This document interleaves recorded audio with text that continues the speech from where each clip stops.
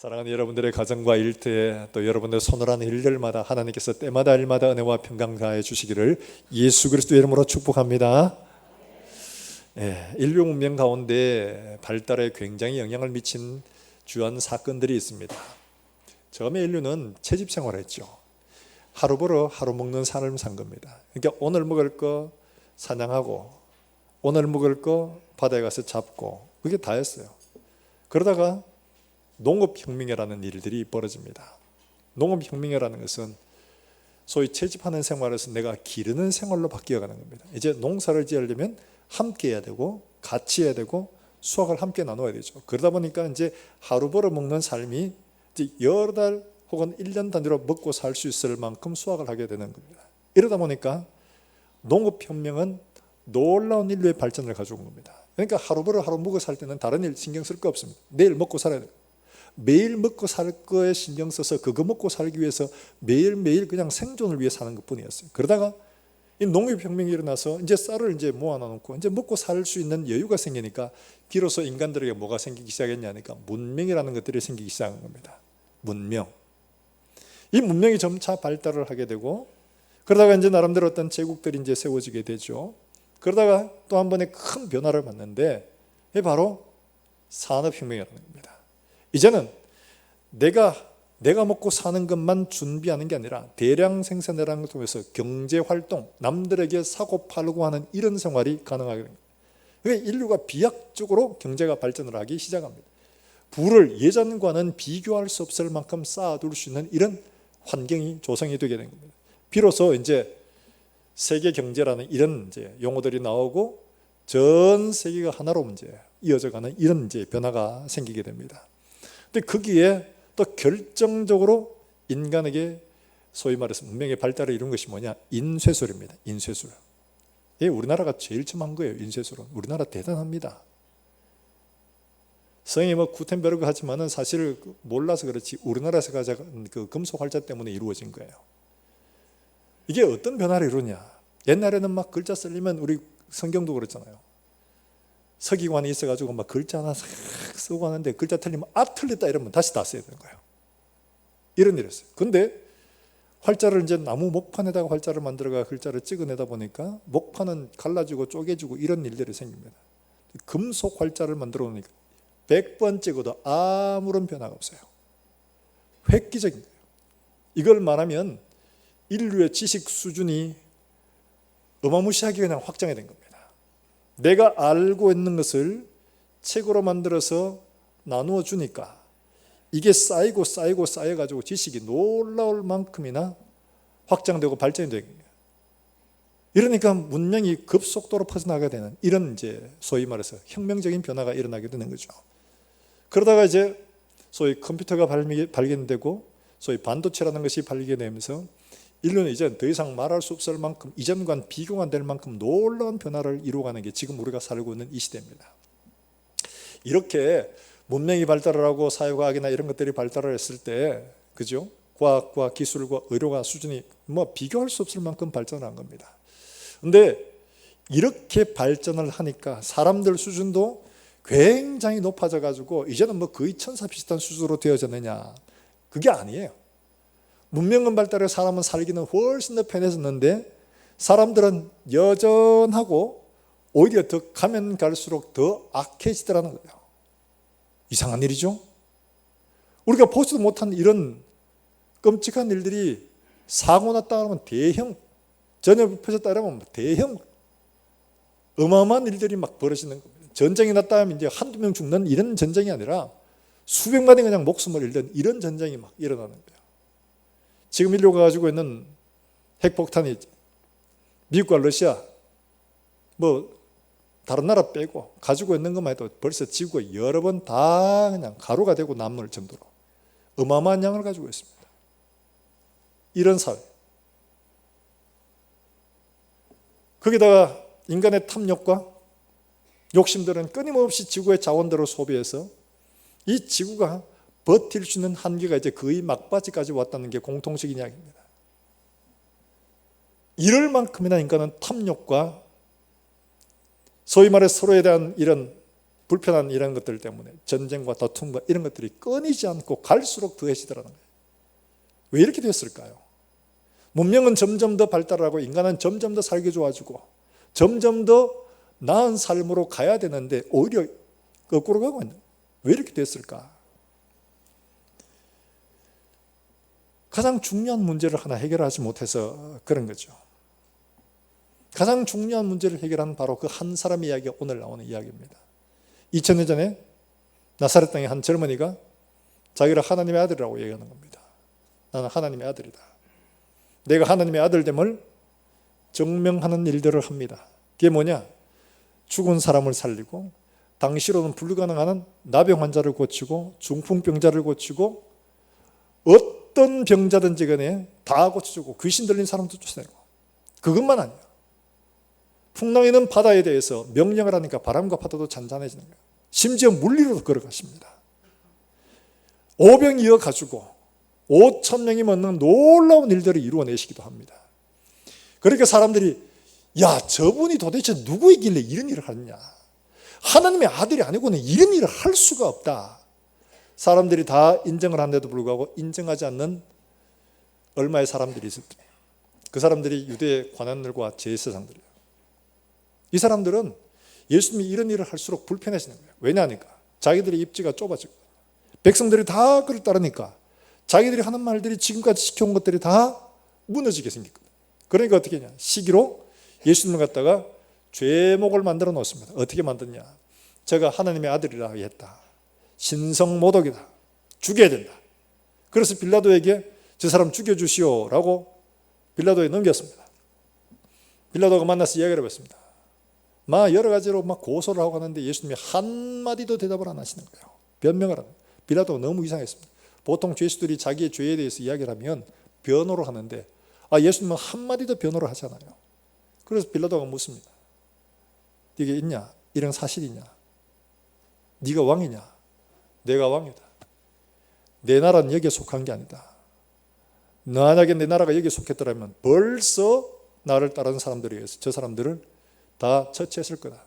두려워지기 시작한 거예요. 예수님의 행적과 그분의 말씀을 보면 부인할 수 없는 일이거든요. 그런데 이 빌라도가 예수님을 신문해 봐도 죽일 만한 죄를 발견을 못한 겁니다. 그래서 백성들에게 나가서 이야기를 했습니다. 나는 이 사람을 죄를 찾아봐도 죄를 죽일 만한 걸 찾을 수가 없다. 그러니까 백성들의 군중들이 막 소리를 지릅니다. 십자가에 못 박아서서 무슨 죄를 지었느냐. 두말하지 않고 그냥 때려 쓰는 겁니다. 십자가에 못 박아야 된다. 그러면 때려서 내가 놓을 테니까 그만하자. 그러니까 군중들이 소리를 더욱 높여가지고 십자가에 못 박아야 되겠다. 십자가에 못 박아야 된다. 그러는 거예요. 그러니까 빌라도가 한 가지 생각을 하는 게 있습니다. 그게 뭐냐. 당신의 밀란을 일으키고 아주 악질적인 죄수가 하나 있었습니다. 그 사람 이름이 바라바입니다. 이 바라바가 악질이고 소문 다 난 아주 나쁜 사람입니다. 그러니까 바라바하고 비교하면 설마 이 예수님이 그다지 죄도 없는데 사람들이 예수를 풀어달라고 하지 않겠냐. 명절에는 죄수한 사람을 놔두는 풍습이 있기 때문에 그렇게 생각한 거예요. 그래서 빌라도가 내가 바라바를 놓아줄까 이 예수를 놓아줄까. 자기는 예수를 놓아줄 것이라고 생각할 줄 알았어요. 그런데 백성들은 누구를 달라 했냐. 바라바를 놓아달라. 그러면 이 예수는 어떻게 해야 되냐. 백성들이 소리 지릅니다. 십자가에 못 박혔어. 무슨 죄를 지었느냐. 십자가에 못 박았어서. 이유도 없습니다. 십자가에 못 박았어서. 이걸 누가 선동하느냐. 대제사장들과 관원들이 이 일을 선동을 하고 있는. 백성들은 묻지도 따지도 않고 그 일에 선동을 당해서 그렇게 하는 거예요. 그래서 어쩔 수 없이 빌라도가 이렇게 합니다. 나는 이 사람에게 죄를 찾을 수가 없다. 그러니까 나는 이 사람의 죄에 대해 난 무죄하다. 내 물을 가지고 손을 씻습니다. 퍼포먼스죠. 나는 이 사람의 죄에 책임 없다는 얘기예요. 그러면 어떻게 합니까? 이 죄를 너희와 다 해라. 백성들이 말을 합니다. 그 죄값을 그 피값을 우리와 우리 자손에게 돌리소서. 너무 용감한 말을 하는 거예요. 그 피값을 우리와 우리 자손에게 돌리소서. 그래서 빌라도가 예수를 넘겨줍니다. 관정에서 채찍질을 하고 그 채찍은 여러 가닥으로 된 가죽으로 된 거예요. 그 가죽 끝에는 동물뼈나 혹은 쇠가 박혀 있어요. 구슬이. 이걸 휘두르면 살점이 뜯겨나고 뼈가 부러지고 하는 이런 채찍질합니다. 피투성이가 되죠. 그리고는 십자가를 지러 갑니다. 자기가 지고 할 십자가를 지고서 골고다 언덕으로 향해서 해골이라는 곳에 도착을 하고 거기서 십자가에 못 박혔는데, 초기의 십자가형은 소위 손바닥에 못을 박았는데 사람 몸무게에 달리다 보니까 찢어지는 겁니다. 그래서 안 돼서 손목에다 박습니다. 중추신경이 지나가는 곳이라서 사람이 닿으면, 여러분 알지 않습니까? 치과 치료해 보신 분 신경 건드리면 사람이 자기도 모르게 그냥 오므라들잖아요. 그 고통 때문에. 여기를 관통을 해서 박아둡니다. 이거는 뼈가 걸리는 곳이기 때문에 처지지 않습니다. 대신에 엄청난 고통이 오겠죠. 양쪽 손목에다가 그 쇠못을 박습니다. 그리고 다리는 옆으로 비틀어서 발목을 포개서 거기다가 못을 박습니다. 그렇게 몸이 처지잖아요. 그러면 숨을 쉬려면 다리로 몸을 밀고 못 박힌 데다가 박혀 있는 거기를 밀어가지고 고통 속에 밀어 올려가지고 당겨야 됩니다. 그래야 숨을 한번 쉽니다. 한번 그러고 한 10분 있어야 되나요? 1분 다 또 쉬어야 됩니다. 말할 수 없는 고통이죠. 그래서 아주 천천히 질식해서 숨을 못 쉬어서. 그런데 빨리 죽지 않으면 어떻게 하냐? 다리를 부러뜨립니다. 왜 부러뜨리느냐? 다리에 힘을 주고 숨을 쉬러 올라가기 때문에 다리를 부러뜨리면 숨 쉬러 올라가지 못해요. 그래서 질식해 죽더라고요.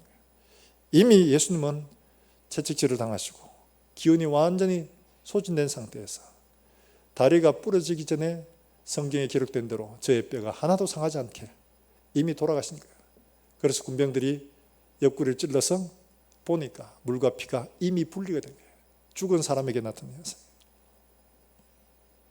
여러분, 이 모습을 보면 뭔가 좀 이상하잖아요. 나는 하나님의 아들이다. 요한복음에서는 하나님의 아들이심을 믿게 하려고 믿게 하려 함이라, 이런 표현들이 자주 나옵니다. 놀라운 일들을 많이 행했습니다. 베드로가 칼을 들고 자기를 잡으러 온, 예수님을 잡으러 온 말고라는 종의 귀를 쳤을 때 예수님 말씀하셨습니다. 칼로 쓴 자는 칼로 망한다. 칼을 넣어라. 내가 지금 하나님께 청원해서 12군단 더 되는 병사를 보내달라고 할 수 없는 줄 아느냐? 그러면 기록된 성경이 어떻게 이루어지겠느냐? 해결할 수 없는 능력이 아닙니다. 그 능력을 가진 예수님이 십자가상에 죽는 이 모습은 너무나 아이러니한 일입니다. 왜 이렇게 비참하리만큼 이런 모습으로 죽어야 되는가? 왜 이렇게 죽어야 되는가? 우리가 십자가 복음을 많이 들어왔습니다만 우리가 한번 깊이 생각해 봐야 될 부분이에요. 왜 이렇게 죽어야 되는가? 예수님께서 이 일을 통해서 우리에게 보여주시고 가르치시고자 하는 일들이 있기 때문이죠. 모든 성경은 누구에 관한 것이냐? 예수님께서 말씀하시기를 모든 성경은 바로 나에 대한 이야기다. 구약 성경은 오실 메시아에 대한 이야기입니다. 신약 성경은 오신 메시아가 이 땅 가운데 하신 일들과 장차 다시 오실 메시아를 이야기하는 게 바로 신약 성경입니다. 그러니까 전부 예수님 이야기라는 거예요. 전부 예수님 이야기. 예수님의 이야기가 인류 역사 가운데 가장 중요한 이야기예요. 하나님은 이 이야기보다 더 중요한 이야기가 없어요. 그렇기 때문에 이 이야기를 가운데 두고 인류 역사를 AD와 BC로 갈라놓으신 겁니다. 이전과 이후로 완전히 갈라놓으신 거예요. 예수님 이전과 예수님 이후의 세계로 세상을 구분하신 겁니다. 십자가에서 어떻게 보면 허무하리만큼 죽으신 이 예수님의 사건이 도대체 우리에게 무엇을 말씀하고 있는가 하는 거예요. 여러분, 오늘 말씀을 통해서 우리 함께 교훈을 얻고자 합니다. 먼저 이 십자가는요, 하나님의 진노의 표현을, 진노의 표현. 자, 여러분 요한일서 2장 2절의 말씀을 한번 찾아볼까요?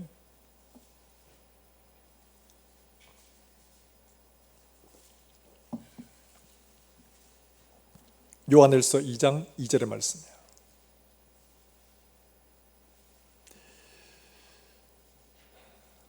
찾으셨으면 우리 같이 한번 읽어볼까요? 요한일서 2장 2절의 말씀입니다. 그는 우리 죄를 위한 화목제물이니 우리만 위할 뿐 아니요 온 세상의 죄를 위하심이라. 할렐루야. 화목제물이라는 것은 뭐냐 하니까 이런 겁니다. 어느 사람이 내가 잘못한 게 있습니다. 그 사람에게 잘못을 했는데 그 사람이 단단히 화가 나 있어요. 그러면 어떻게 해야 돼요? 화를 풀어야 되잖아요.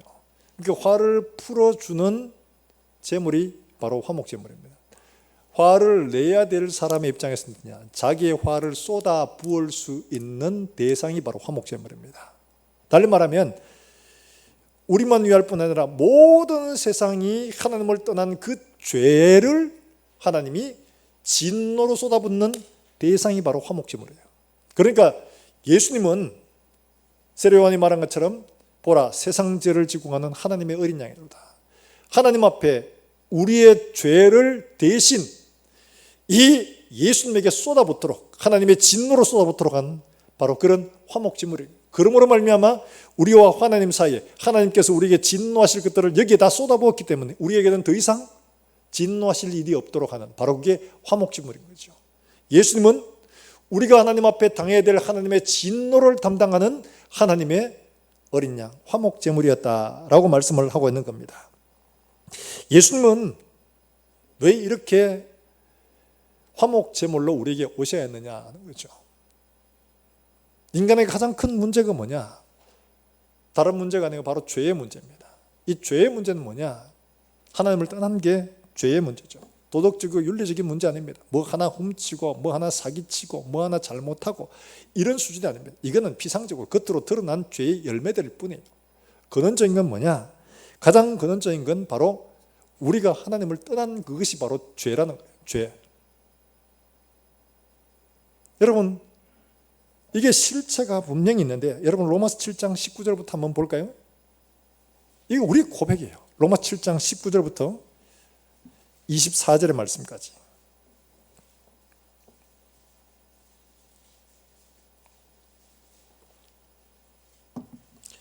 로마서 7장 19절 말씀부터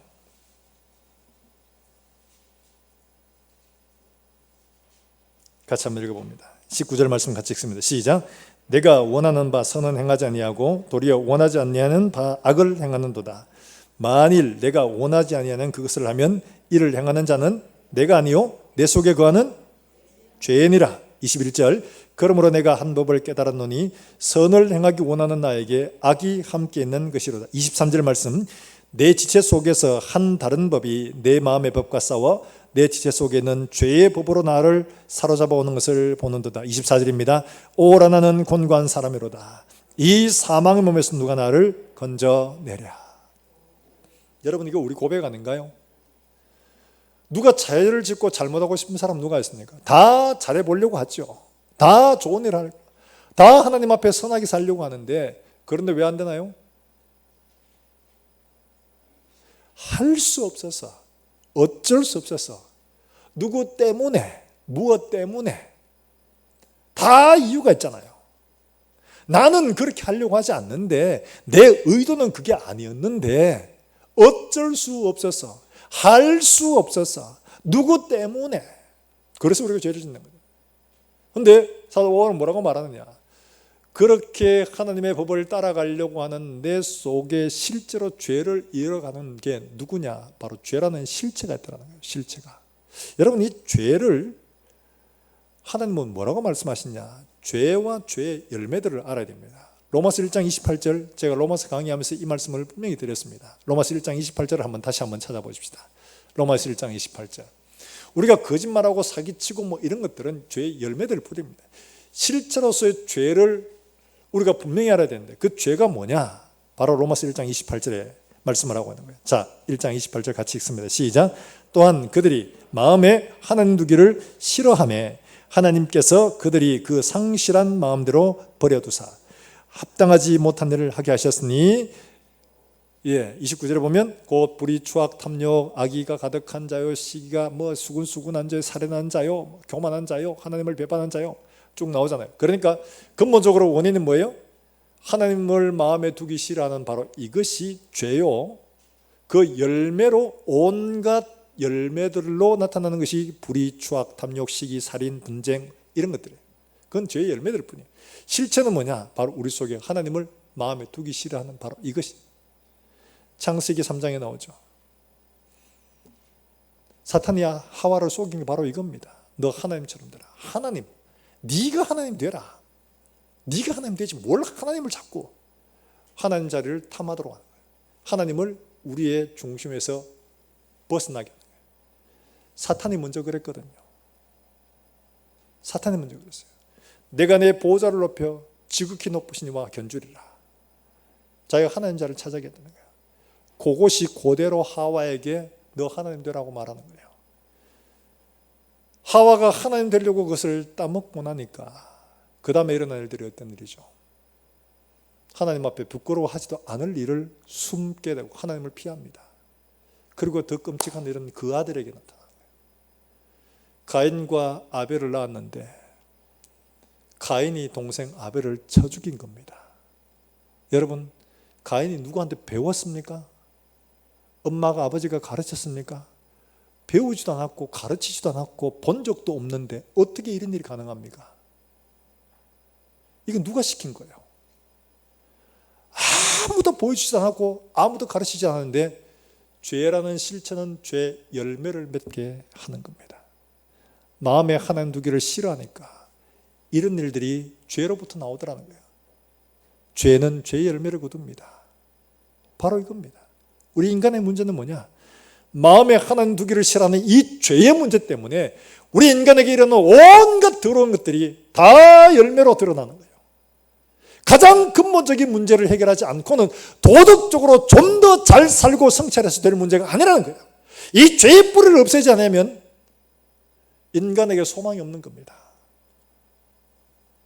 하나님 분명히 말씀하셨습니다. 죄의 삭은 사망이다. 로마서 6장 23절에 죄의 삭은 사망이다. 죽음이다. 이거는 단지 지금 가다가 삶이 끝나서 죽는 여기가 끝이 아니고 영원한 사망까지 말씀하고 있는 겁니다. 영원한 사망. 영원한 사망이 뭐예요? 하나님은 생명이에요. 사망은 하나님에게서 완전히 끊어지는 걸 말합니다. 생명이 없는 상태, 하나님이 없는 상태, 완전히 하나님에게서 끊어진 상태를 사망이라고 말하는 거예요. 바로 이게 인간에게 가장 큰 고민이죠. 죽음의 문제. 살다가 죽는 거 다 알고 있습니다. 그 다음에 걸 몰라요. 사탄이 이걸 그대로 하와에게 한 겁니다. 결코 죽지 아니하리라. 지금 당장 안 죽었습니다. 말 그대로죠. 그러나 반드시 죽습니다. 그리고 영원히 죽습니다. 이걸 못 보게 하는 거예요. 사탄은 우리에게 영원한 죽음, 하나님으로부터 완전히 끊어지는 이 사망을 못 보게 합니다. 지금 여기에 내가 필요한 것, 이것만 보는 거예요. 사랑하는 여러분들, 예수님께서 이 십자가를 지신 이유는 하나님이 말씀하신 죄의 삭은 사망이라는 이 사망의 문제를 해결하기 위한 것이지 도덕적인 수준의 문제를 해결하려고 하는 게 아닙니다. 이걸 해결하지 않고는 인간에게 참된 자유란 건 없습니다. 생명이라는 게 없습니다. 그런데요, 그렇게 죽어야 된다면 죄의 삭은 사망이다. 이 모든 인간의 죄를 대신 담당해 죽어야 된다면 좀 품위 있게 죽으면 좋잖아요. 품위 있게. 옛날에 전쟁을 할 때 쫄병과 장군이 잡히면 쫄병은 참수할 때 쫄병이 처리합니다. 장군이 안 칩니다. 여러분 뭐 사극이나 이런 데 보면 칼 들고 그냥 막 얍 이러면 목을 치면 목이 떵깡 달아나는 게 이게 쉬워 보이죠. 안 그렇답니다. 여기 뼈가 있기 때문에 뼈 때문에 단칼에 잘리질 않는다는 거예요. 어떻게 하냐? 장군이 잡히면 장군의 명예를 지키기 위해 장군이 자른다고 해요. 목에 있는 경추 사이에 정확하게 위치를 날려야지만이 한 칼에 잘려지지. 자세하면 이상하게 됩니다. 굉장히 좀. 아니 그렇게 좀 하시면 안 돼요? 이렇게 처절하게 막 채찍에 맞아가 살이 너덜너덜하게 되고 막 끌려가 고생하고 십자가에 못 박혀가지고 막 고생하고 이렇게 죽으셔야 되나요? 왜 그렇게 해야 되죠? 우리가 생각에는 좀 그렇게 고상하게 좀 품위 있게 하면 얼마나 좋겠는데 그렇게 말하고 있잖아요. 지금 보이는 이 십자가 모든 사람에게 다 우리가 성화 같은 데 보면 예수님 십자가 달렸는데 팬티 같은 거를 걸치고 있는데 사실은 누드입니다. 누드. 제입법과 옷을 지금 병정들이 나누잖아요. 모든 사람에게 벌거벗게 하신 채로 수치와 조롱과 모욕을 다 당하시고 모든 고난을 지금 십자가 다 지고 있는 거예요.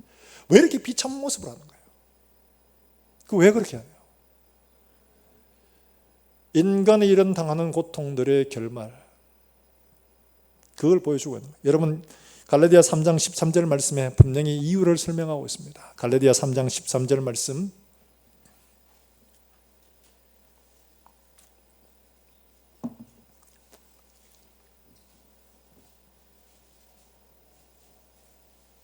갈라디아 3장 13절의 말씀 같이 읽습니다. 시작. 그리스도께서 우리를 위하여 저주를 받은 바 되사 율법의 저주에서 우리를 속량하셨으니 기록된 바 나무에 달린 자마다 저주 아래 있는 자라 하였습니다. 이 말씀은 신명기 21장 23절에 나온 나무에 달린 자는 저주를 받은 자라는 바로 그 말씀을 그대로 인용한 겁니다. 달리 말하면 나무에 달고 이렇게 비참한 모습으로 둔 것은 왜 그러냐? 저주받은 자라는 걸 드러내고 있는 거예요. 이 저주가 뭐예요? 하나님을 떠난 모든 인간이 다 이래 저주 아래 있다는 것을 보여주시는 겁니다. 이 저주 아래 너희가 있어야 되는데 예수 그리스도가 너희의 저주를 대신 담당해서 여기에 달려있다는 것을 보여주시는 겁니다. 그분이 저주를 당해야 될 아무런 이유가 없어요. 아무런 불의를 행한 게 없습니다. 빌라도조차도 나는 이 사람에게서 도무지 죄를 찾지 못하겠다. 그러니까 너희가 하독하니까 좀 몇 대 때려서 보내자. 그렇게 했음에도 불구하고 십자가에 못 박아야 된다. 저주받아야 된다고. 저주받아야 된다. 예수님은 그래서 저주를 우리를 대신해서 받으시기 위해 그 자리에 달려 계신 겁니다. 여러분, 이걸 우리가 못 보는 거예요. 탕자에게서 탕자가 아버지에게 요구하지 않습니까? 아버지, 제 목도라고 주세요. 야, 이놈 자식아, 네가 그러고 되나? 말씀하지 않습니다. 다 줍니다. 근데 탕자가 재산을 정리해가지고 돈을 모아가지고 먼 나라로, 마치 인간이 하나님을 떠난 것처럼, 하나님 우리 목 주세요. 내가 인생을 사는 동안에 남들과 똑같이 주는 거 있잖아요. 건강도 주시고 재능도 주시고 돈도 벌 수 있게 해주시고 자식도 주시고, 대통령도 한번 해보고 국회의원도 한번 해보고, 하나님 뭐 주세요 내한테. 알았다, 가져가 봐라. 주셨죠. 다 받았습니다. 받아가지고 사는데 내 마음대로 사는 겁니다. 우리 인생 그렇지 않습니까? 내 것 받아가지고 이건 내 것이라고, 이건 내 것 아니에요. 아버지 것이에요. 근데 마치 내 것처럼 허랑방탕하게 다 쓰는 거예요. 시간도 낭비하고 물질도 낭비하고 자기가 원하는 대로 쾌락을 향해 삽니다. 그러다가 그 마지막이 어디죠? 돼지 쥐엄 열매도 주는 사람이 없어서 먹지 못하는 그 비참함을 전혀 몰랐습니다. 아버지 재산을 팔아서 내 것이라고 생각하고 가져갈 때 내가 저렇게 되리라고는 상상도 못했습니다. 인간이요? 하나님을 떠날 때 우리 인간의 결말이 그렇게 비참한 죽음과 저주를 받아야 할 자리에 있어야 한다는 사실을 전혀 알지 못하는 겁니다. 마귀가 눈을 가렸어요. 못 보게 하는 겁니다. 이게 우리의 운명이에요.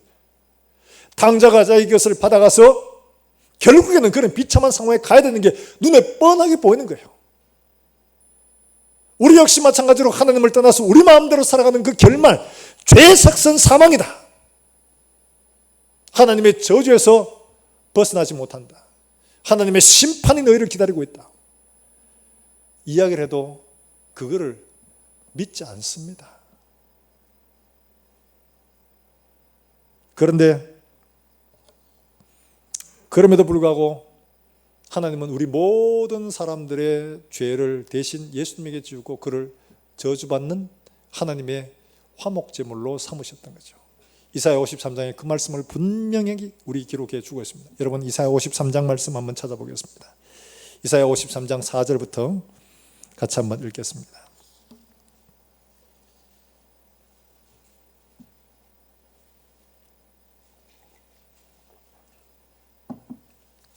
이사야 53장 4절부터 8절의 말씀입니다.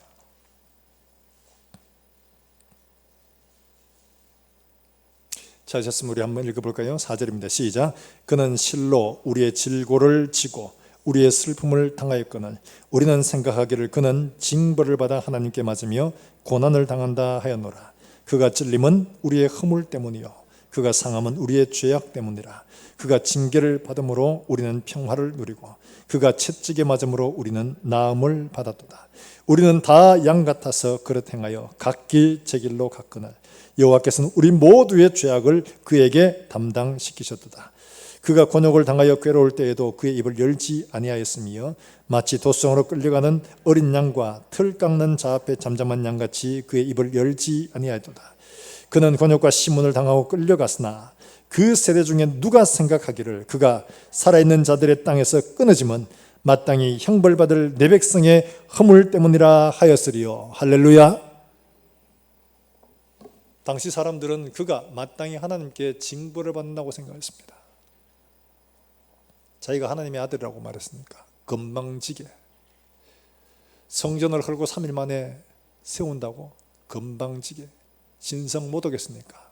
하나님께 맞고 하나님께 징벌을 당한다고 생각을 했던 거죠. 지금 우리는 어떻습니까? 예수님의 십자가에 대해 어떻게 생각합니까?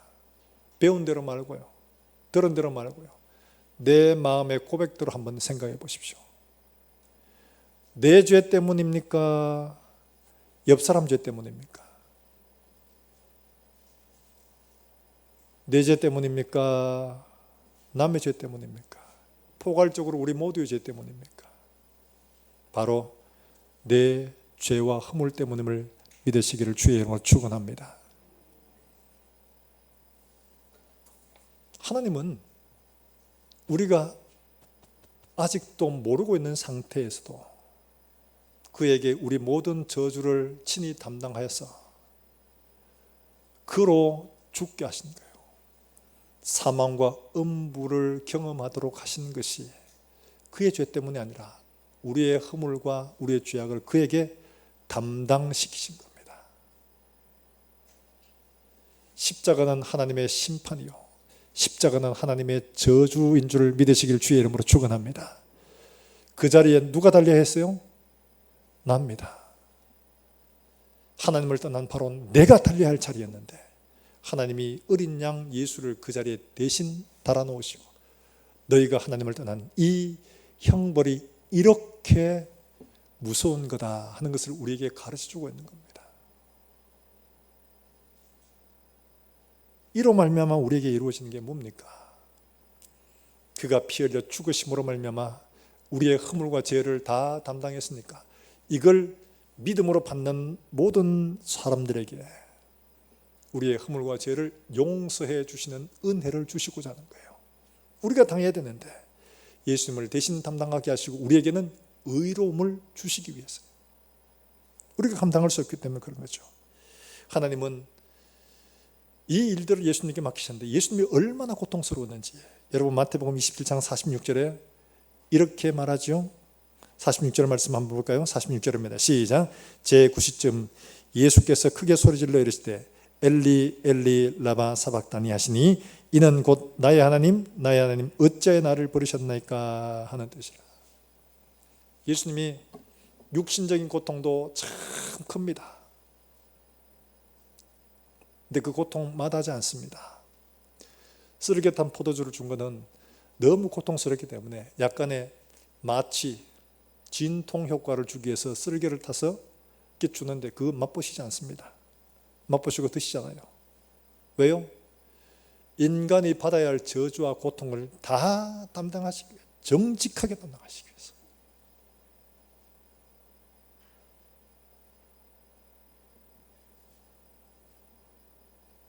내가 받아야 할 것 남김없이 다 당하시기 위해서.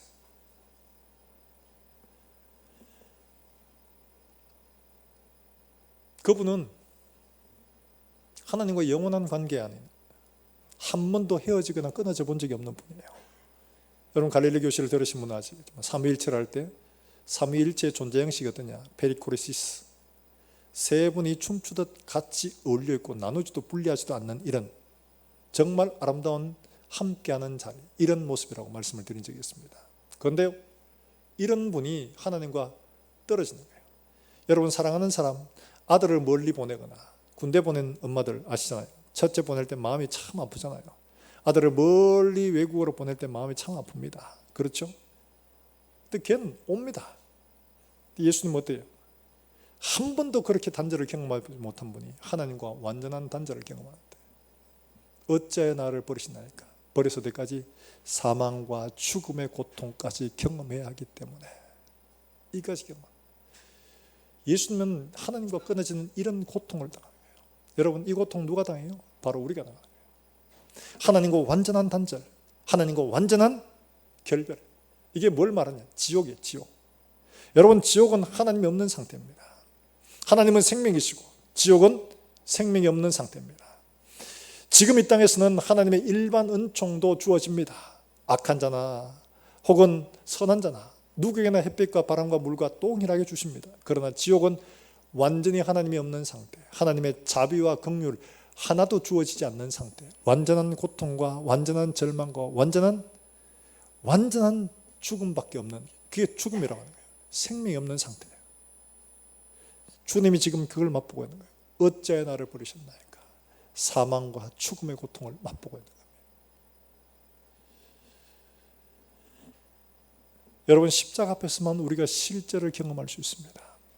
사람들에게 비교하면 쟤보다 내가 조금 더 낫고 좀 더 교양이 있고 이게 아무것도 아닙니다. 십자가 앞에서만 내 죄가 얼마나 큰지가 드러납니다. 하나님의 아들을 매달아야 할 만큼이나 내 죄가 하나님 앞에 크다는 사실을 발견할 수 있기를 주의 이름으로 축원합니다. 눈이 열려지지 않으면 볼 수가 없습니다. 그래서 바울이 에베소 교회 성도들에게 지혜와 계시의 영을 주셔서 너의 마음의 눈을 열어서 하나님을 알게 하시고 닫혀진 눈, 사탄은 고린도서 4장 4절에서 말한 것처럼 우리의 눈을 가려서 보지 못하게 합니다. 눈을 열어보는 것들이 축복인 줄로 믿으시길 주의 이름으로 축원합니다. 십자가를 묵상할 때마다 주님, 내 눈을 열어서 주의 십자가를 깨닫게 해주십시오. 내가 당해야 할 고통과 고난과 저주가 얼마나 큰지를 발견할 수 있게 해주십시오. 기도하시길 주의 이름으로 축원합니다. 십자가 앞에 나를 발견한 사람은 모든 것이 은혜가 됩니다. 내가 사는 것이 그리스도니 죽는 것도 유익함이라. 내가 사나 죽으나 그리스도의 것이로다. 이 고백을 하지 않을 수가 없는 거죠. 내가 뭐라고? 내가 하나님 앞에 무슨 가치가 있다고? 내가 뭘 잘해서 하나님이 나를 위해 당신의 아들을 못 박을까지 하셔야 되냐? 내가 받아 마땅한 저주와 고난과 고통들을 주님이 십자가에서 대신 당하고 계신 이걸 바라보는 것은 하나님의 성령이 우리의 눈을 열지 않고는 알 수가 없는 겁니다. 사랑하는 여러분들, 우리가 하나님 앞에 십자가를 대할 때마다 이 은혜를 구할 수 있기를 주의 이름으로 축원합니다. 남들보다 조금 더 낫다? 아무 의미 없습니다. 다 나아도 다 지옥입니다. 다 지옥입니다.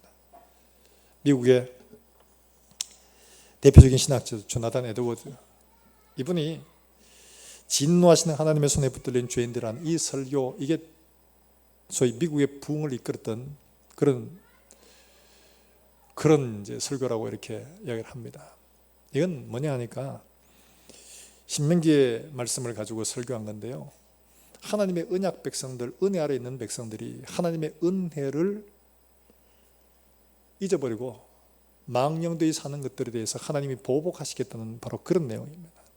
거기에 얼마나, 그때 뭐 등이 있는 것도 아니에요. 그냥 호롱불에다가 설교 원고 그대로 이렇게 눈이 침침한데 이래가지고 읽고 있는 게 다였습니다. 이 원고를 읽고 있는데 저도 그 원고를, 그 설교집을 읽어보면서 간 떨리는, 우리의 발밑에 지옥의 불이 이글거리고 있는데 우리가 미끈하면 바로 떨어지는 거예요. 수많은 사람들이 지옥불, 이 지옥불에서 벗어나는 길은 하나님의 은혜 아니고는 버텨낼 수가 없는 겁니다. 우리가 도덕적으로 괜찮아서 나 이만하면 괜찮아, 나는 괜찮은 사람이야 라고 착각하십니까? 하나님 앞에서 죄의 삭선 사망이라는 이 선고를 피할 수 있는 사람은 아무도 없습니다. 우리에게 주어진 운명은 우리 발밑에 있는 영원히 불타는 지옥불밖에 없는 줄로 여러분 믿으시길 바랍니다.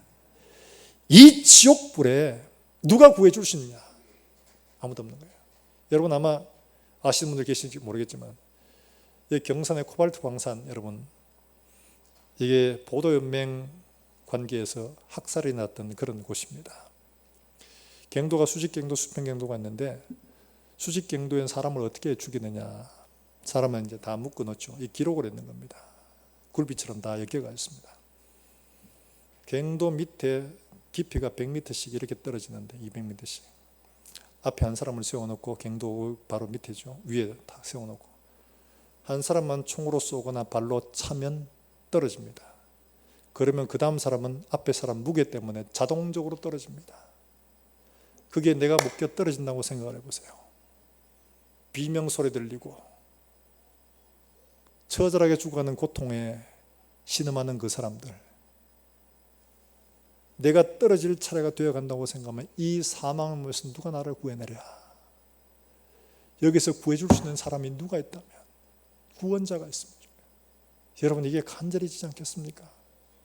우리의 운명이 지옥으로 떨어지는 바로 그런 곳에 있는데 주님이 죄와 사망의 사슬을 끊어버리고 우리를 거기에서 건져내신 줄로 믿으시기를 주의 이름으로 축원합니다. 당신의 생명으로 우리가 저주받을 그곳에서 건져내신 거예요. 이게 하나님이 하신 거예요. 상상만 해도 끔찍하잖아요. 빨려 들어가 어쩔 수 없이 끌려 들어가는 그곳에서 누가 우리를 구해내냐? 우리의 죄와 저주를 대신 감당하신 십자가를 진 예수 외에는 없는 줄로 믿으시기를 주의 이름으로 축원합니다. 우리의 눈이 열려야 됩니다. 눈이 열리지 않으면 나 괜찮은 사람인 줄 압니다. 눈이 열려서 보면 나 같은 죄인 없는 거죠. 그래서 나 같은 죄인 살리신 이 고백하지 않을 수가 없는 겁니다. 나 같은 죄인 발견하고 하나님의 은혜에 찬송만 하는 그렇게 사는 우리 모든 성도들이 되시길 주의 이름으로 축원합니다. 뿐만 아니라 역설적이게도 이 십자가는 하나님의 큰 사랑을, 하나님의 진노의 상징인 동시에 하나님의 지극한 사랑의 표현입니다. 로마서 5장 8절 말씀 우리 한번 같이 볼까요? 로마서 5장 8절입니다.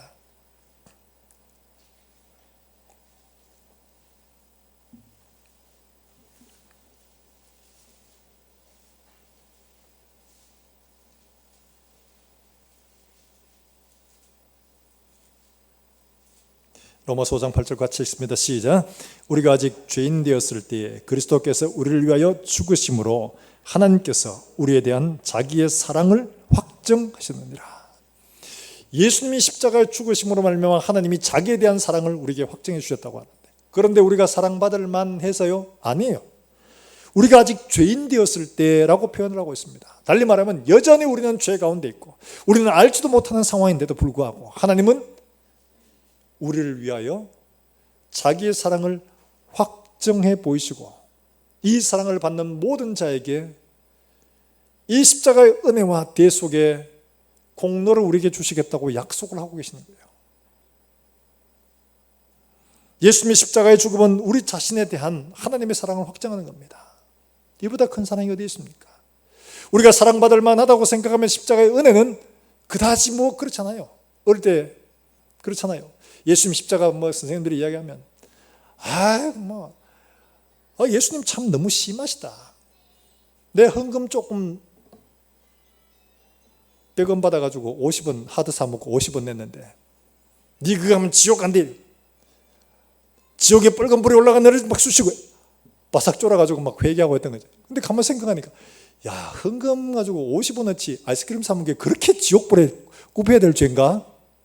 나는 이미 엄마한테 시그 두드리 맞았는데 내 받을 거 다 받았는데 뭘 예수님 너무 오버하시는 거 아닌가? 여러분 우리의 죄에 대해서 예수님께서 하신 일들에 대해서 약간 그런 생각을 가지고 있지 않습니까? 뭘 이거 가지고 그렇게 오버해서 그런가? 이런 생각이 들 듯 없잖아 있죠. 그건 우리가 아직 우리 죄를 제대로 이해하지 못해서 그런 겁니다. 하나님을 떠나서 한 이 인간의 본성이 어떤 것이다 하는 것들을 이해하지 못해서 그런 거죠. 예수님이 당하시는 이런 고통들은 우리가 당해야 될 모든 고난들을 대신 당하시는 것이었습니다. 우리의 허물, 우리의 죄악 때문에 우리의 질고를 지고 우리의 고통을 진당하셨거늘 우리는 그걸 모르는 거예요. 눈이 가려져서. 예수님 십자가를 지시면서도 말합니다. 자기 옷을 나눈 사람에게 주님 저들을 용서해 주십시오. 자기들이 하는 일을 알지 못합니다. 저주를 쏟아붓고 저 나쁜 놈들 저것들 그냥 불로 바싹 구워버려서 이렇게 해도 되는데 저들을 용서해달라고 기도하죠.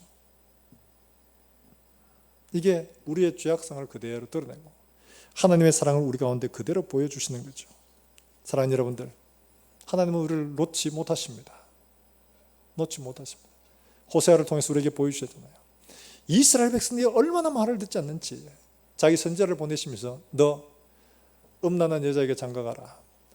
내가 선지자인데 어떻게 장녀한테 장가를 갑니까? 장가가라. 내가 이스라엘 백성들을 이렇게 사랑한다고 보여주라. 장가갔어요. 그러면 얌전하게 잘 살아야 되는데 이 고멜이 또 바람 나갔다는데 도망가 버립니다. 갔으니까 이제 뭐 자유 아니에요? 그런데 하나님은 가서 돈 주고 다시 사와라.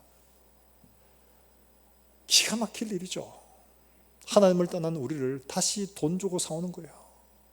30에 예수님 몸값입니다. 다시 사오시면서 말합니다. 뭐라고요? 호세아 11장 8절부터 한번 읽어볼까요? 주님이 범죄한 이스라엘을 향해서 하시는 말씀이에요.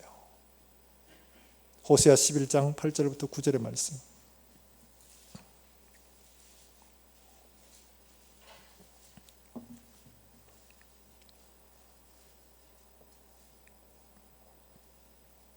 같이 한번 읽어봅니다. 시작. 에브라임이여 내가 어찌 너를 놓겠느냐. 이스라엘이여 내가 어찌 너를 버리겠느냐. 내가 어찌 너를 아드마같이 놓겠느냐. 어찌 너를 스보임같이 두겠느냐. 내 마음이 내 속에서 돌이키어 나의 긍휼이 온전히 불붙듯 하도다. 내가 나의 맹렬한 진노를 나타내지 아니하며 내가 다시는 에브라임을 멸하지 아니하리니 이는 내가 하나님이요 사람이 아니라 내 가운데 있는 거룩한 이니 진노함으로 내게 임하지 아니하리라. 할렐루야. 내가 너를 어떻게 놓겠느냐. 여기 나오는 아드마, 스보임은 소돔과 고모라가 멸망할 때 이웃됐던 같은 멸망했던 도시를 가리킨다고 합니다. 그런데 내가 어떻게 너희를 그렇게 진노로 멸망하는 것처럼 보내겠느냐. 내 속에서 너희를 향한 긍휼이 불붙듯 해서 내가 너희를 도저히 놓을 수가 없다. 내 선지자를 통해서 내 사랑을 확인시켜준다. 너희는 가서 창기처럼 갔지만 나는 너희를 결코 포기할 수 없다. 우리가 아직 죄인 되었을 때 자기 사랑을 확정해 보이신 거예요. 그게 보여주는 게 바로 십자가상의 두 강도잖아요. 둘 다 똑같은 사람이에요. 십자가형을 당할 만하면 반역 죄인, 극악무도한 사람이에요. 그런데 그 중에 한 사람이 뭐를 하느냐. 네가 그리스도가 아니냐. 너와 나를 구원해 봐라. 이 사람은 여전히 어디 문제가 있어요? 현실 문제가 있습니다. 지금 십자가에서 내려와서 네가 한번 구원해 보라는 거예요. 그러면 메시아인 걸 내가 인정하겠다. 죄인은 지금 자기 죄로 죽는데 이 사람을 구원해 줘야 할 이유가 뭐가 있습니까? 자기 죄로 죽는데요. 그러나 한편 강도는 뭐라고 합니까? 이렇게 말하죠. 우리는 우리가 당한 일에 합당한 보응을 받는 것이거니와 이 사람에게는 불의한 것, 잘못한 것이 아무것도 없다. 그리고는 예수님께 물합니다. 예수여, 당신의 나라에 임하실 때 나를 기억해 주십시오. 이렇게 구합니다. 여러분 십자가에 지금 달려있는데 당신의 나라가 지금 이 땅의 나라겠어요? 아니죠. 예수님에 대한 이야기를 이미 들었다는 거예요. 당신의 나라가 이 땅에 속한 나라가 아니라는 거예요. 당신의 영원한 나라에 들어갈 때 나를 기억해 주십시오. 여러분 이 사람이 기억해 달라고 할 만큼 염치가 없죠. 제가 예수님에게 뭐 물 한 잔 드렸어요. 헌금 한 번 했어요. 뭘 한 번 했다고요. 예수님 그런데 그에게 하시는 말씀이 놀랍습니다. 네가 오늘 나와 함께 나곤에 있으리라. 여러분 하나님의 이 큰 사랑에 우리가 어떻게 반응하느냐. 바로 이거죠. 내가 하나님 앞에 염치 없습니다. 은혜를 구할 수 있는 염치도 없는 사람이지만 주님 약속하셨으니 그 약속 의지에서 나옵니다. 나를 긍휼히 여겨 주십시오. 십자가의 그 사랑 앞에 이런 은혜와 긍휼을 구하는 저와 여러분 되시길 주의 이름으로 축원합니다. 어느 목사님이 여기 전에 한번 말씀을 드린 적이 있는데요. 청년들이 청년부를 맡고 있다 보면 청년들이 오면 항상 보는 게 있습니다. 앨범 봅니다. 앨범. 그 이상하대요. 여러분 목사님 앨범 봐요. 결혼식 앨범. 그때는 저도 아직 젊었을 때입니다. 그러니까 젊었을 때 목사님 어땠는가, 사모님 어땠는가 이거 보고 싶은 거예요. 그래서 이제 앨범을 보는데 그 앨범에 눈물이 젖은 편지가 한 장 이제 나오게 된 거예요. 그래서 눈물이 젖은 편지가, 여러분 눈물을 흘리다 보면 종이가 이렇게 좀 이렇게 우그러지지 않습니까? 그런 편지인데 거기에 자기 아들의 이름이 쓰여 있으면서 이야기가 적혀 있어요. 그 내용이 사연인지 이렇습니다. 이 아들을 가지고 엄마가 이제 출산할 때가 되어졌는데 엄마의 몸에 이상이 생겼습니다. 출산을 해야 되는데 마취를 할 수가 없는 상황이에요. 제왕절개를 해야 돼요. 잔부만 안 되는 상태예요. 진짜 난감한 상황이 된 겁니다. 다른 명을 할 수도 없어요. 그래 목사님 친구 의사에게 부탁을 한 겁니다.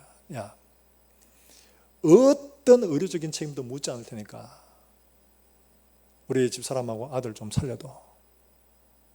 야, 미쳤다. 야, 어떻게 생사를 째냐. 그 보통이 아니다. 야, 묻지도 따지지도 않을 테니까, 죽어도 괜찮으니까 제발 좀 살려도. 제발 좀 해도. 그래서 이 친구도 어쩔 수 없이 하는 거예요. 다른 선택이 없으니까요. 사모님 솜을 물었습니다. 여러분 우리가 조금만 째져도 얼마나 아파요. 생사를 잽니다. 배를 가르고 애기집을 가르고 아이를 건져내고 다시 깁고 피부를 다시 깁고 죽죠. 기절했다 일나 보니까 아직도 하고, 기절했다 일나 보니까 아직도 하고, 기절했다 일나 보니까 아직도 하고, 이가 다 나갈 만큼이나. 그래서 아버지가 이 아들에게 편지를 쓴 거예요. 아들아, 너희 엄마는 너를 세상에 태어나게 위하여 이런 생명의 강을 건너갔다 왔다 할 만큼 큰 고통을 치르고 너를 이 땅에 태어나게 했단다. 그런데 아들아, 예수님은 우리를 영원한 지옥에서 건져내기 위하여, 우리에게 영원한 생명을 주시기 위하여 당신의 생명을 우리에게 주셨단다.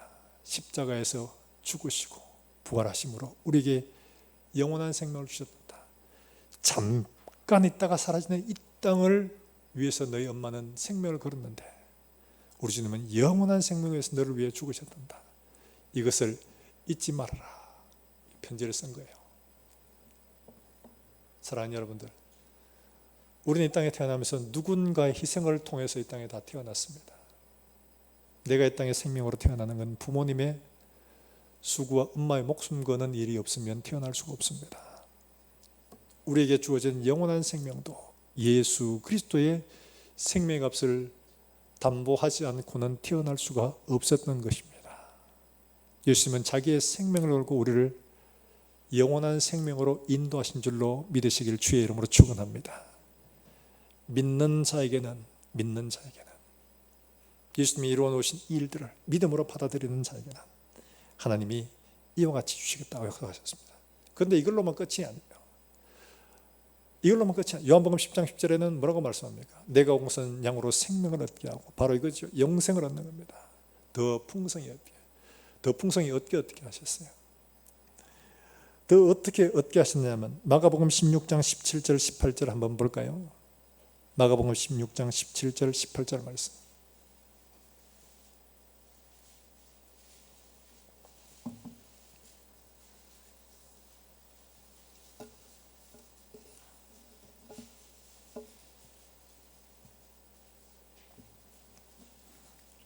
마가복음 16장 17절 말씀이 있습니다. 같이 한번 읽어봅니다. 시작. 믿는 자들에게는 이런 표적이 따르리니 곧 그들이 내 이름으로 귀신을 쫓아내며 새 방언을 말하며 뱀을 집어올리며 무슨 독을 마실지라도 해를 받지 아니하며 병든 사람에게 손을 얹은즉 나으리라 하시더라. 누구의 이름으로요? 사망과 음부의 권세를 이기신 예수 그리스도의 이름으로 이런 일이 가능하다는 거예요. 우리의 견고한 능력이 아니에요. 이사야서도 말씀하고 있지 않습니까? 그가 상함은 우리의 죄악 때문이라. 그가 징계를 받음으로 우리는 평안을 누리고 그가 채찍에 맞음으로 우리는 나음을 받았도다. 할렐루야. 십자가에 달려서 우리에게 생명을 주시는 것도 약속이요, 그가 채찍에 맞음으로 우리가 나음을 입었다는 것도 약속입니다. 이미 이루어진 거예요. 우리에게 예수 그리스도의 이름과 그 능력과 권세로 말미암아 우리에게 풍성한 삶을 약속해 주신 줄로 믿으시기를 주의 이름으로 축원합니다. 그 약속을 내 것으로 믿고 받는 사람에게는 이와 같은 놀라운 일들이 있을 것이다.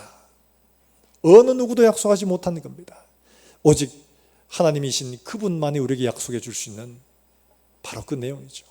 사랑하는 여러분들, 우리가 십자가가 우리가 마땅히 져야 할 저주와 심판의 고통임을 다시 한 번 더 깨닫고, 동시에 하나님께서 우리를 사랑하신 그 징표이며 그 생명과 풍성한 삶을 약속하신 그 약속의 말씀을 믿음으로 받아 우리의 남은 삶이 그저 그렇게 사는 생명 연장의 삶이 아니라 정말 한순간을 살아도 예수님의 이 능력으로 풍성한 삶을 사는 그런 저와 여러분 되시기를 주의 이름으로 축원합니다. 그래, 하나님 앞에 갈 때 열매 없는 자가 아니라 열매를 풍성히 들고 하나님 앞에 설 수 있는 그런 저와 여러분 될 수 있기를 주 예수 이름으로 축복합니다. 축복합니다. 우리 이 시간 함께 찬송하겠습니다. 갈보리산 위에 십자가 섰으니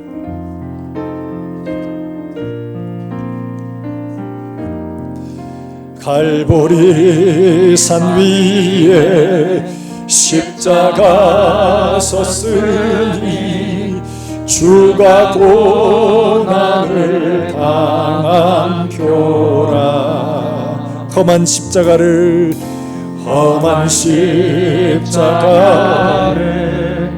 내가 사랑함은 주가 보혈을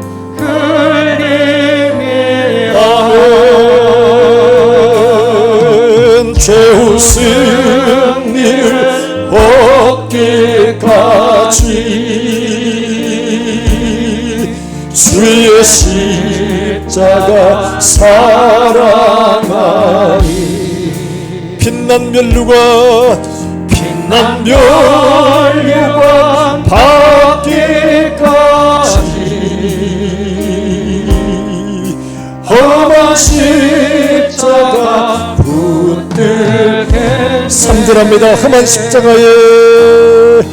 험한 십자가에 주가 흘린 피를 믿는 마음으로 바라보니 나를 용서하고 내 죄 사하시려 주가 흘리신 보혈이 주님 예비하신 나의 보양집에 주님 예비하신 나의 본향집에 나를 부르신 그날에 영광 중에 계신 우리 주와 함께 영광 중에 계신 우리 주와 함께 내가 죽도록 충성하리. 아멘 아멘. 최후 승리를 얻기까지 주의 십자가 사랑 빛난 멸류관 받기까지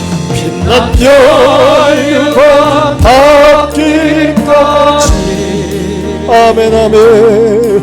험한 십자가 붙들겠네. 여기서 함께 기도하실 때 오늘 주신 말씀들을 기억하시면서 주님 십자가를 바라보며 내가 달려야 할 십자가에 주님 달리셨음을 우리가 믿음으로 고백합니다. 하나님, 이 사실을 분명히 깨달을 수 있도록 눈을 열어 주시옵소서. 깨달아 알게 하여 주시옵소서. 하나님 앞에 은혜로만 살게 해주시기를 원합니다.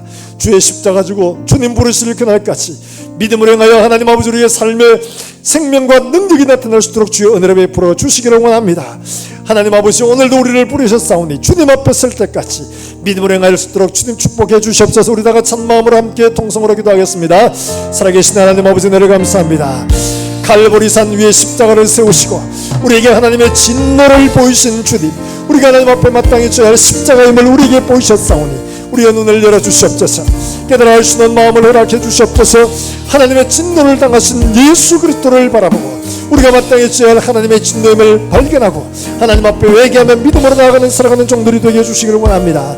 하나님 아버지, 우리를 결코 놓지 않는 하나님의 사랑을 우리가 바로 알고 하나님 아버지, 우리가 이 땅을 살면서 예수 그리스도의 십자가의 그 사랑으로 말미암아 주님 오실 그날까지 충성하며 살 수 있도록 주님 은혜를 베풀어 주시기를 원합니다. 내가 사는 것이 아니요 나를 사랑하사 자기 몸을 버리신 하나님의 아들을 믿는 믿음 안에 사는 것이라. 바울의 고백처럼 이제는 내가 사는 것이 아니요 예수 그리스도를 믿는 믿음으로 살게 하시고 사나 죽으나 그리스도의 것이 되게 하시고 먹으나 마시거나 하나님 아버지 오직 하나님의 영광을 위해 사는 우리의 삶이 될 수 있도록 주님 은혜를 베풀어 주시기를 원합니다. 하나님 아버지, 눈이 가리워져서 십자가를 깨닫지 못하는 어리석은 자가 되지 않게 하시고 하나님 아버지, 알지 못하는 자가 되지 않게 해주시옵소서. 십자가를 알고 십자가를 통하여 하나님 아버지 주와 함께 사는 우리 모든 성도들이 될 수 있도록 주님 은혜를 베풀어 주시기를 원합니다. 한편 강도와 같이 여전히 이 땅의 문제에 고민하며 하나님 아버지 이 땅의 문제 해결을 위해 구하는 자가 아니라 하나님 아버지 앞에 은혜를 구하며 영원한 그날을 믿음으로 바라보는 우리 모든 권속들이 되게 하여 주시옵소서. 하나님 아버지, 은혜를 감사합니다. 오늘도 우리에게 말씀을 듣게 하시며 하나님 앞에 나오게 하셨습니다. 갈보리산 위에 선 이 십자가를 바라볼 때마다 나를 위해 대신 하나님의 진노를 당하신 예수 그리스도를 바로 볼 수 있도록 주님 은혜를 베풀어 주시옵소서. 마땅히 져야 할 자리, 내가 그 자리에 매달려야 함에도 불구하고 나를 사랑하심으로 대신 지신 그 십자가 앞에 우리의 무릎을 들고 우리의 삶을 드릴 수 있도록 하나님 은혜를 베풀어 주시옵소서. 여전히 죄인 되었음에도 불구하고 하나님께서 십자가를 통해서 하나님의 사랑을 확증해 보이신 이 사랑 앞에 우리의 마음을 드리고 우리의 삶을 드리고 사나 죽으나 그리스도의 것으로 살며 우리가 최후승리를 얻기까지 이 십자가 사랑하고 주를 따라 충성하며 살아낼 수 있도록 주님 축복해 주시옵소서. 오늘도 하나님 앞에 나올 때 주신 은혜 감사해서 하나님 앞에 귀한 예물 드립니다. 사랑하는 종들의 가정과 일터와 손노란 일들마다 복이 되게 하시고 어려운 가운데서도 하나님 아버지 주신 능력과 은혜로 말미암아 이 고난의 시절을 넉넉히 이길 수 있도록 주님 축복해 주셔서 어려운 시절일수록 나누고 베푸는 선한 손길들이 되도록 주님 복을 허락해 주시옵소서. 우리 가운데 질고로 우리 가운데 어려움으로 많은 문제로 하나님 앞에 신음하며 간구할 때 그가 지적의 맞음으로 너희가 나음을 입었느니라. 이 말씀에 아멘 되게 하시고 내 말씀이 되게 하시고 내 삶이 되게 해 주시옵소서. 우리의 모든 문제를 십자가 앞에 내려놓고 주님에게 묻고 주님이 가르쳐 주신 대로 믿음으로 순종하며 가는 우리 모든 권속들이 되게 해 주시옵소서. 하나님 아버지, 우리 주일학교 아들 기억하시고 이 아이들이 하나님의 말씀으로 잘 자라나서 장차 우리 교회와 나라와 민족과 하나님 나라를 위해 귀하게 사용되는 아름다운 일꾼으로 세워져 갈 수 있도록 주님 축복해 주시고 이들을 기르는 사랑하는 교사들에게 성령과 능력으로 충만케 하여 주시옵소서. 오늘도 주 예수 그리스도의 복음을 들고 땅끝까지 이르는 주의 선교사들을 기억하시고 그들의 사역을 통해서 오늘도 생명의 역사가 풍성하게 일어날 수 있도록 주님 은혜를 베풀어 주시옵소서. 하나님 아버지, 또 한 주간을 살아가는 종들의 걸음을 주님 인도하시며 어디로 가든지 하나님 함께 하시고 십자가의 삶, 순교의 삶을 살아낼 수 있도록 주님 은혜를 베풀어 주시옵소서. 감사하며 예수님의 이름으로 기도합나이다. 아멘. 우리 하나님의 말씀 함께 묵상합니다. 예수 그리스도 마가복음 10장 45절 말씀, 인자가 온 것은 섬김을 받으려 함이 아니라 도리어 섬기려 하고 자기 목숨을 많은 사람의 대속물로 주려 함이니라. 할렐루야. 교회 소식입니다. 오늘 갈릴리 교실 오후 3시에 하도록 하겠습니다. 지금 전국적으로 확진자가 많이 늘어나서 여러 가지 방역 지금 새로 내려왔습니다. 했는데 좀 더 강화되기도 했고, 특별히 교회 내 취식 금지하는 것들을 굉장히 강조를 많이 하고, 또 모임도 4명까지만 모이도록 이렇게 강조를 합니다. 개인적인 모임에서요. 그래서 우리가 거기에 맞춰서 식사를 밖에 가서 드시고 오시도록, 교회 안에서 가급적 드시지 않도록 하기 위해서 조금 늦췄습니다. 청년부도 시간이 너무 촉박하고 해서 그렇게 했으니까 조금 이해해 주시기를 바랍니다. 출입자 체크명단 주보를 참고해 주시길 바라고요. 선교헌금 작정, 여러분 선교헌금 꼭 기억해 주시고 여러분 마음의 믿음대로 하시길 바랍니다. 전화번호, 주소, 사진 교체하실 분들은 사무실로 말씀해 주시길 바라고, 전도용 우리가 마스크 요 2매 이렇게 교회 사랑은 여기에 요한복음 3장 16절 바코드 했는데 요거 예쁘게 되어 있습니다. 2장 1,000원이니까 큰 부담은 되지 않을 겁니다. 아마 그래서 여러분들 주변에 전도하실 분들, 가까이 자주 가시는 분들은 한 장씩 이렇게 선물을 해주셔도 될 것 같고요. 또 하나 있습니다. 오늘 장사하는 것 같습니다. 요거는 성탄 선물로 우리 성도님들이 여러분 주변 사람들에게 선물을 드리시도록, 이게 원래는 조금 값이 나가는 건데 기획 행사를 통해서 우리가 좀 잡았습니다. 그래서 성탄 선물로 우리 성도들이 선물할 수 있도록. 그래서 전체 가격이 한 7,000원 정도 되는데 여러분들 부담은 3,000원으로 하겠습니다. 3,000원에 3종 세트입니다. 핸즈크림입니다. 핸즈크림 먹는 거 아닙니다. 핸즈크림인데 향이 좋더라고요. 그래서 여러분 선물해도 괜찮을 것 같아요. 그래서 하시고 여러분 주변에게 그리스도의 사랑을 나눠주시길 바랍니다. 지금 이럴 때 전도할 수 없을 때 부지런히 자꾸 미기나야 됩니다. 한국 속담에 좋은 말 있죠. 소금 못 놈 물 쓰인다. 지금 열심히 소금 미기나야 됩니다. 그래야 나중에 전도할 때 우리 교회 한번 가자 이러면은 어쩔 수 없이 걸려옵니다. 한 번이라도 복음을 듣는 게 중요합니다. 그렇죠? 그래서 여러분들이 필요하신 만큼 사가시면 좋겠습니다. 저한테 돌아오는 하나도 없습니다. 다 우리 교회에서 더 지출해야 됩니다. 그러니까 여러분들이 많이 해서 전도하는 일들에 함께 힘써 주시길 바라고요. 또 하나, 오늘 25일 성탄절 성탄 예배 있습니다. 오전 11시에 한부로 통합해서 드리도록 합니다. 그래서 여러분들 성탄 예배 함께 참여해 주시길 바랍니다. 차량 운행하는 여러분 주보를 참고해 주시기 바라고, 2부 예배 후에 바로 재직회가 있겠습니다. 2021년 결산과 2022년 새 예산을 위한 재직회입니다. 여러분 참여해 주시길 바라고, 다음 주에는 예결산을 위한 공동회가 있겠습니다. 2부 예배 후에 있겠습니다. 예. 이상으로 교회 소식을 마쳤습니다. 우리 다 일어나셔서 함께 찬양후 예배를 마치겠습니다.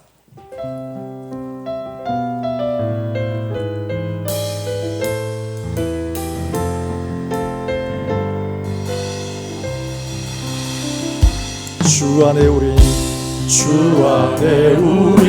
하나 모습은 달라도 예수님 한 분만 바라네. 사랑과 선행으로 서로를 격려해 따스함으로 보듬어가리. 주님 우리 안에 함께 하시니 형제 자매의 기쁨과 슬픔 느끼네. 내 안에 있는 주님 모습 보내 그분 기뻐하시네.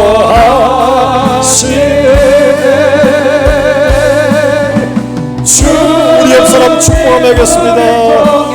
계획하신 부족한 입술로 찬양하게 하시니 주님 우리를 통해 계획하시니 너를 통해 하시길 기도하겠습니다. 여호와는 내게 복을 주시고 너를 지키시기를 원하며 여호와는 그 얼굴로 내게 비치사 은혜 베푸시기를 원하며 여호와는 그 얼굴을 내게로 향하여 드사 평강 주시기를 원하노라. 아멘.